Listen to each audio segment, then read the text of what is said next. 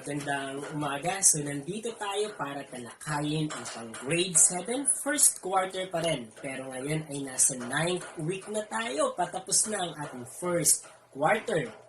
Okay, so ang tatalakayin natin ay ang most essential learning competency regarding scientific notation at ang dapat matutunan ng ating grade 7 learners ay ito. So, the learner writes numbers in scientific notation and vice versa. So, ibig sabihin, kailangan matutunan ng bata na from whole number or from decimal numbers, gagawin niya or isusulat niya yon in scientific notation. At from scientific notation naman, gagawin niyo iyong standard form or whole number or decimal numbers. Okay? Tignan natin kung paano gagawin ito. Napakadali at napakasimple lang nito. Okay, so ano nga ba ang scientific notation? So pag sinabi natin yung scientific notation, this is a short way of writing numbers using powers of 10. So, ibig sabihin, ito ay, since medyo napakahaba nga naman ng numbers, so pwede natin siyang paiksiin or isulat in scientific notation. So, ito ay short way. So, pinaiksi. So, short way of writing numbers using powers of 10. And then, this is expressed in a form A times 10 raised to n, where n is an integer and our a is a number greater than or equal to 1 but less than to 10. So, ito ay mauunawaan natin as we discuss the examples natin. Okay, so kung titignan natin in real life situation kasi though minsan hindi natin masyadong ma-observe kasi masyadong maliit, masyadong mahaba or masyadong napakahaba ng distansya, di ba? For example, a distance ng Earth from Sun or from the other planets. So, napakahaba ng distansya or napakalayo ng distance ng Earth sa ibang planet, di ba? So, yun, ginagawang scientific notation ng pagkakasulat minsan ng distance na yon. Another one naman ay kapag napakaliit, for example, pinapaalam sa atin ang sukat ng nucleus sa science or atom sa science. So since bacteria, di ba? So ang liliit niyan. So masyadong maliit. So yan naman ay yung since sobrang liit siya, pwede siyang isulat in scientific notation. Ayan. Okay, dito tayo sa una nating tatalakayin. So, sa first activity natin, so we will write the following in scientific notation. Isusulat na natin itong tatlong given na to sa scientific notation. So, paano nga ba? We will write the following in scientific notation. So, isusulat in scientific notation ang tatlong given natin. So, yung isa, kung titignan natin, ay full number pero malaking number. And the number 2 naman ay maliit na number siya. It is a decimal numbers. At ang isa naman ay whole number, a combination of a whole number and then decimal number. So, but this is decimal numbers na. So, we have 365 and 3 hundredths. And then this one, paano babasahin to? So, kung titignan natin, we have tens, hundred thousands, 10,000s, 100,000s,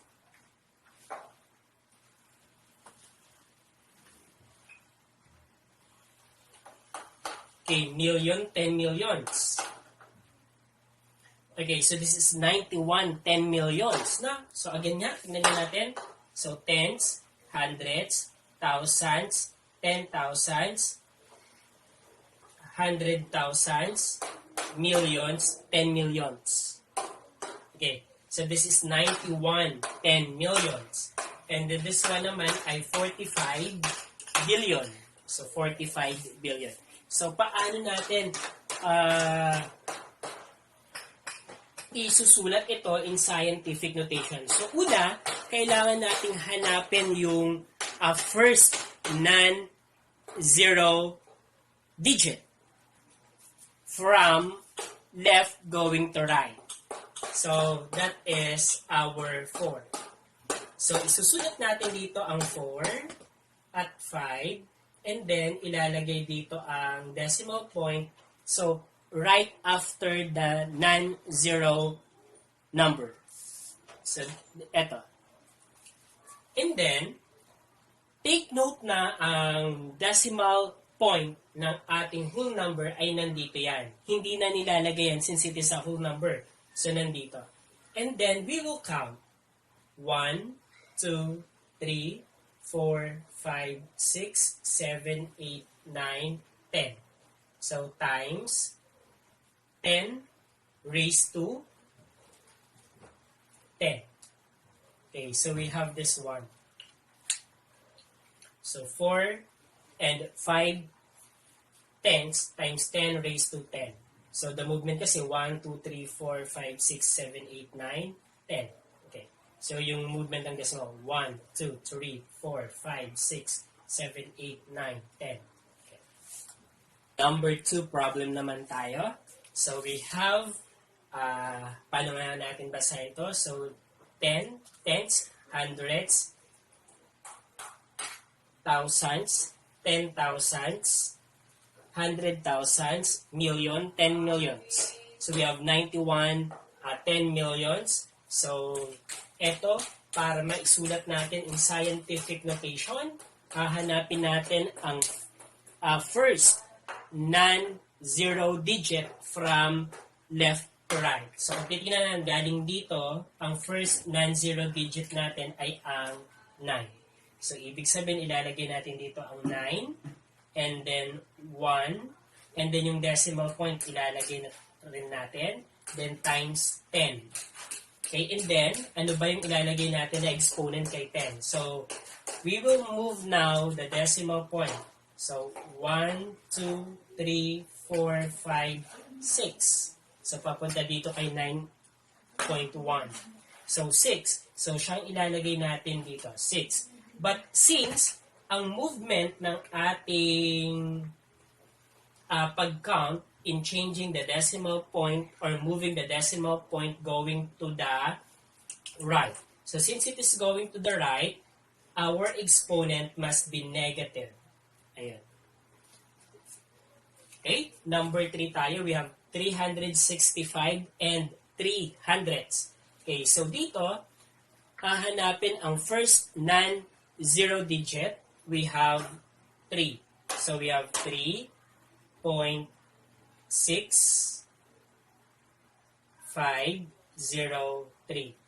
And then, times, okay, 10. Then, from here, the decimal point natin, we will move 1, 2. So, mapupunta dito ang decimal point. So, nandito siya. So, dalawa yung movement natin. So, we have 2 here as exponent. And then, it is going to the left. So, since going to the left, it is positive. So, we have... So, nandito tayo sa second part ng ating activity. So, tapos na tayo sa writing standard form into scientific notation. So, balikan natin ng konti. So, eto. So, in writing scientific notation, so eto ang susundin natin.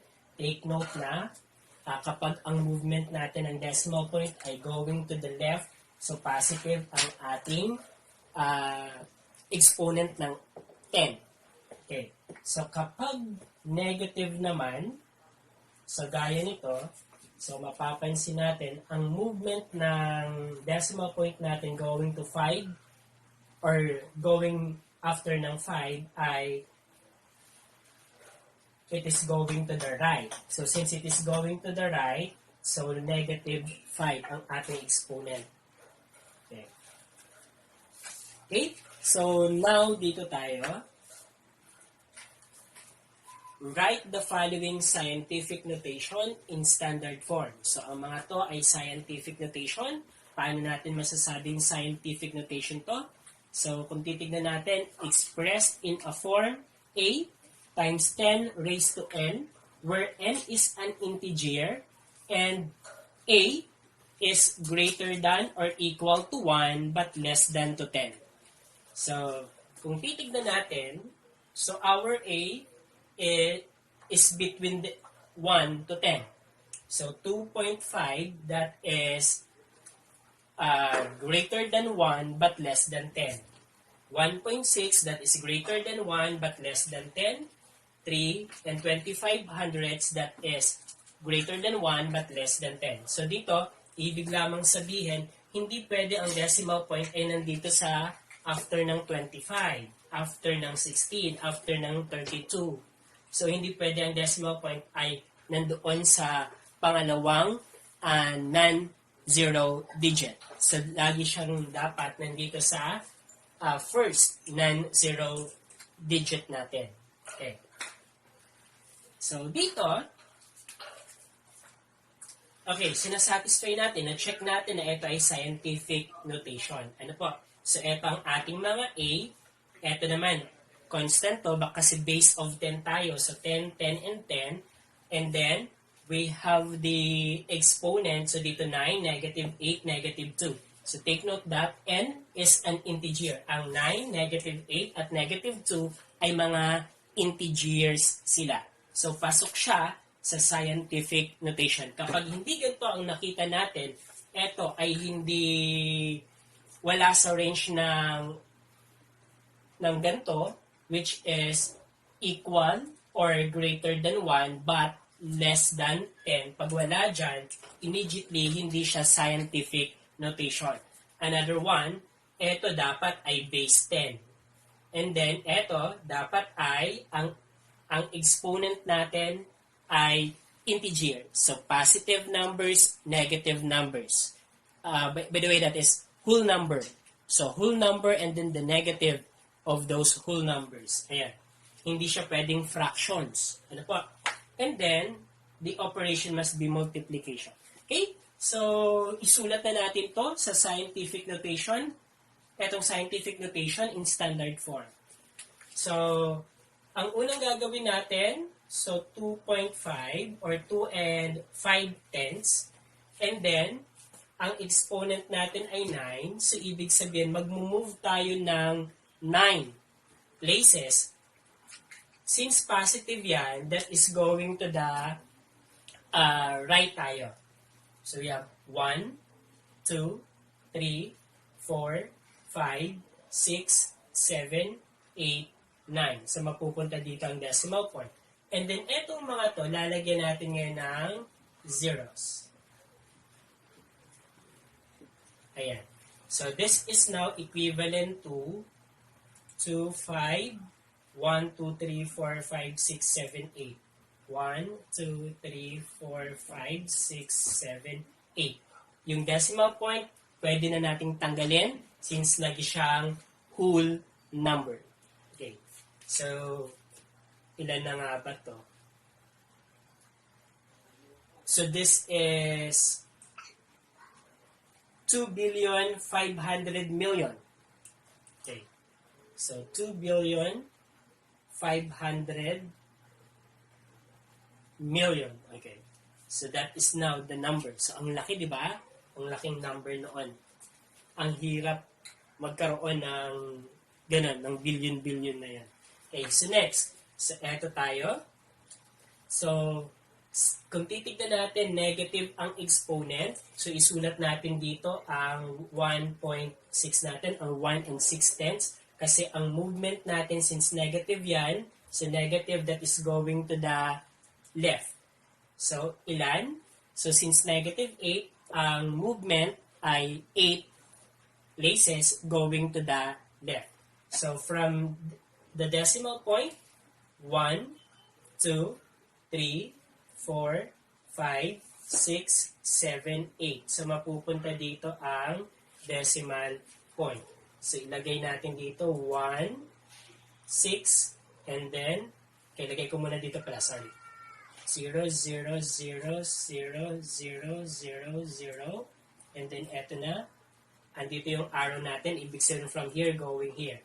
And then, so kung isusulat na natin siya as our final answer, so we could have decimal point, 1, 2, 3, 4, 5, 6, 7, 1, 2, 3, 4, 5, 6, 7,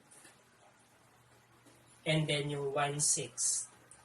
Okay, 1, 6. Okay, then ito, pwede na yan, pwede rin naman na maglagay tayo dito ng 0. Basta etong 0, before 1 and 6 natin, dapat ay 1, 2, 3, 4, 5, 6, 7. kasi binilang natin yan batay doon ah, sa negative 8 na exponent ng 10 natin at from the place of the decimal point natin. Okay? Next tayo. So 3 and 25 hundredths times 10 raised to negative 2. Okay? Negative. So ang movement natin ay going to the left. So dito natin isusulat ang 3 and 25 hundredths. Ang movement ng decimal point ay 2 going to the left. So we have 1, 2. So mapupunta dito. Okay, kung titignan natin, okay, so kulang lang ng isa, no? So lalagyan lang natin ito ng 0. Then sulat natin dito as our final answer, decimal point 0, 3, 2, 5. Dito pwede tayo maglagay ng 0 before the decimal point. So this is now the answer. So that is 325.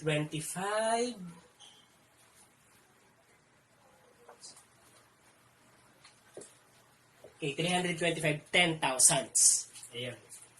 Okay? So sana ay nakukuha. Kailangan ba natin ng review or ng generalization?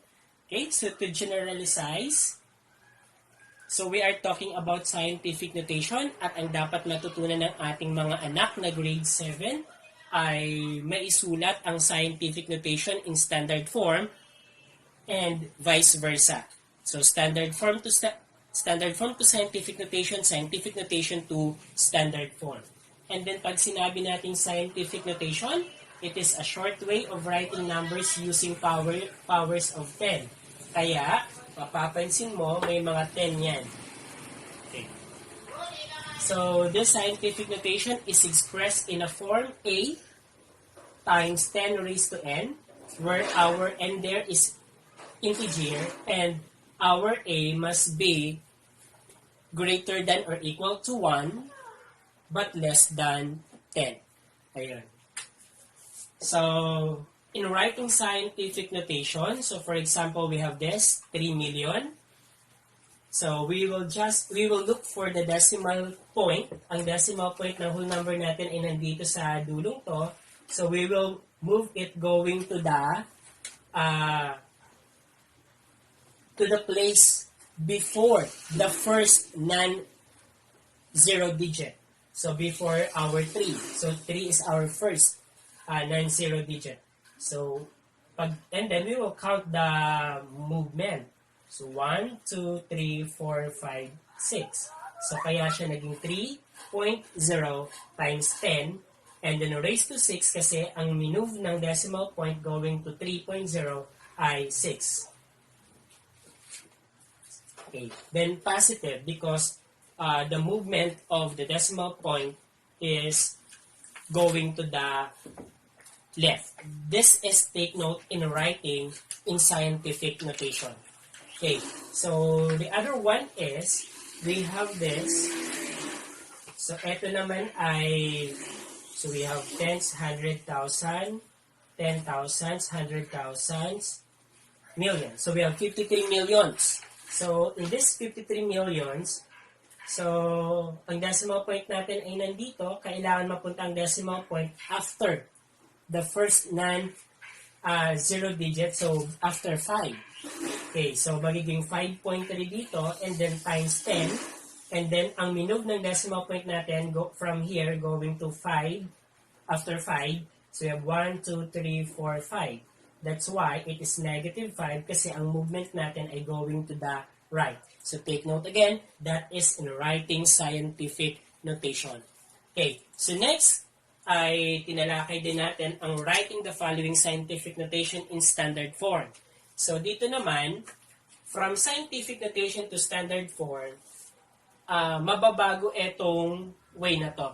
So magiging opposite nito. So dito, so 2.5 times 10 to the 9th power. So since positive yan, ang magiging movement natin ay going to the right tayo. So, from 2.5 here, so magdadagdag tayo or mag-move tayo ng decimal point natin ng siyam